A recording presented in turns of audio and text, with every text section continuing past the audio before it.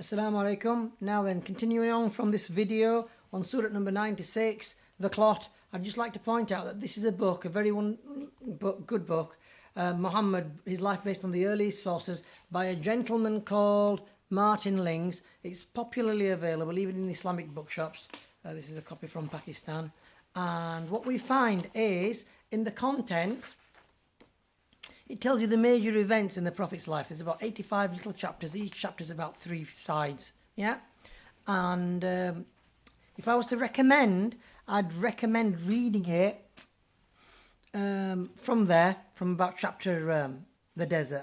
I'd probably start reading it from there. All the stuff above is a bit complicated and entangled. Or maybe even the year of the elephant. That would be a good point to start. Yeah?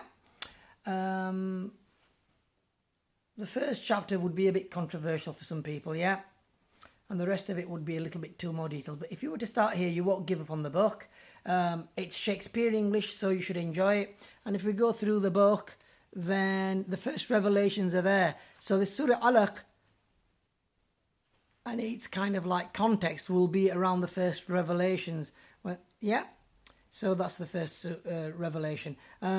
I intend to do Noon wal Qalami ma yustarun, the second surah to be revealed next, at least the beginning verses, and then some more smaller surahs.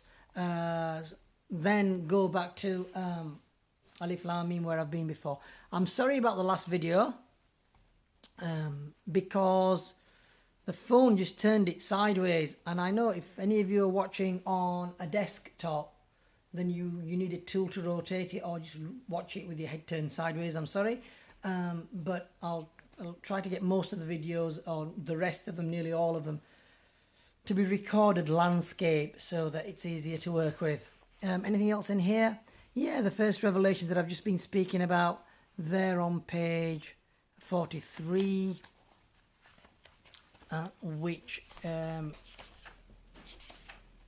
is here. There you go. Read in the name of your Lord. So let's going back to this surah.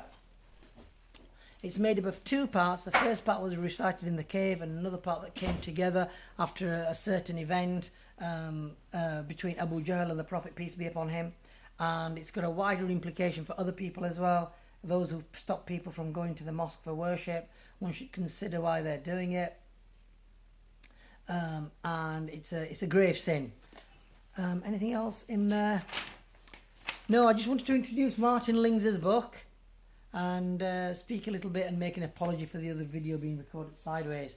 So that's that. Thank you very much for listening.